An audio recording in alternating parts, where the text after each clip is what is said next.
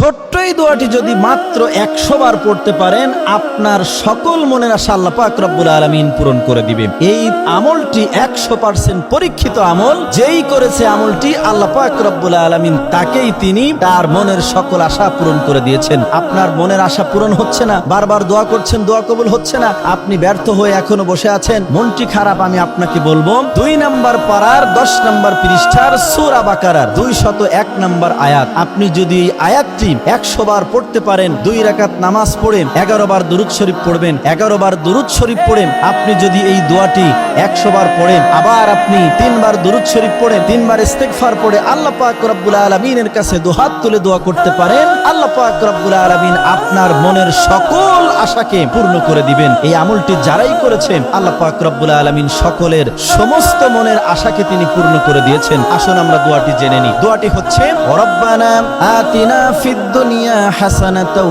ওয়া ফিল আখিরাতি হাসানাতাও ওয়া কিনা আযাবান নার। আমি আবার বলছি, রব্বানা আতিনা ফিদ দুনিয়া হাসানাতাও ওয়া ফিল আখিরাতি হাসানাতাও ওয়া কিনা আযাবান নার। যার অর্থ হচ্ছে, হে আল্লাহ, রব্বানা আতিনা ফিদ দুনিয়া হাসানা, আপনি আমাকে দুনিয়া এবং আখিরাতের সমস্ত কল্যাণগুলো দান করে দিন, আর দুনিয়া এবং আখিরাতের সমস্ত অকল্যাণ থেকে আপনি আমাকে হেফাজত করুন, আর জাহান্নামের আগুন থেকে আপনি আমাকে হেফাজত করুন।